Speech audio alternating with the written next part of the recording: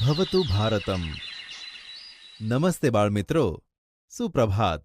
સુપ્રભાત teacher. સરસ. બાળમિત્રો, હું થોડા ચિત્રો લાવ્યો છું. તે તમને એક એક કરીને બતાવીશ. તમારે તે ચિત્રો જોઈને જણાવવાનું છે કે એ શેનું ચિત્ર છે, બરાબર? હા ટીચર. તો જુઓ, આ શેનું ચિત્ર છે?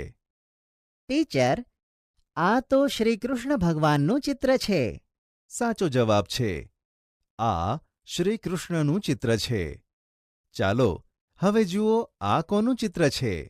આ રાણી લક્ષ્મીબાઈનું ચિત્ર છે. સરસ. આ રાણી લક્ષ્મીબાઈનું ચિત્ર છે. ચાલો હવે જણાવો, આ કોનું ચિત્ર છે? ટીચર, આ તો હનુમાનજીનું ચિત્ર છે. ખૂબ સરસ.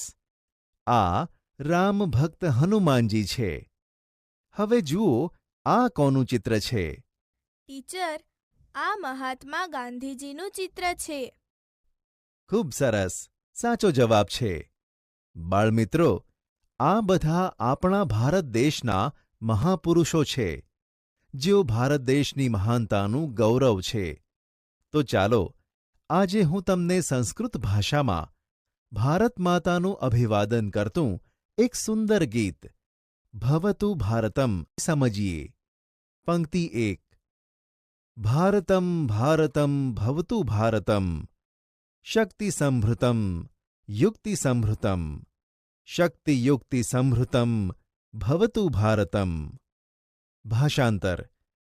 આ પંક્તિમાં કહ્યું છે કે ભારત દેશ પોતાની તેમજ અન્યની રક્ષા માટે શક્તિથી ભરપૂર, ભારત દેશ વિકાસ સાધવા માટે યુક્તિવાળો બનો. આમ ભારત દેશ શક્તિ અને યુક્તિથી સદા પ્રગતિના પંથે સંપન્ન બનો. પંક્તિ 2. શસ્ત્રધારકમ શાસ્ત્રધારકમ, શસ્ત્રશાસ્ત્રધારકમ ભવતુ ભારતમ. ભાષાંતર. આ પંક્તિમાં કહ્યું છે કે ભારત દેશ શસ્ત્રો અને અસ્ત્રોને ધારણ કરનારો તથા વિજ્ઞાનની શક્તિને ધારણ કરનારો બનો. ભારત શસ્ત્ર અને શાસ્ત્ર વિજ્ઞાનમાં અધિકારવાળો થાવ. પંક્તિ 3. રીતિ સંસ્કૃતમ નીતિ સંસ્કૃતમ, રીતિ નીતિ સંસ્કૃતમ ભવતુ ભારતમ. ભાષાંતર. આ ગીતની પંક્તિઓમાં જણાવ્યું છે કે ભારત દેશ સંસ્કારી જીવનશૈલીવાળો, નીતિ નિયમોવાળો એટલે કે સંસ્કારી રીતિ અને નીતિ બંનેથી યુક્ત થાવ. પંક્તિ 4. કર્મનૈષ્ઠિકમ ધર્મનૈષ્ઠિકમ, કર્મધર્મનૈષ્ઠિકમ ભવતુ ભારતમ. ભાષાંતર.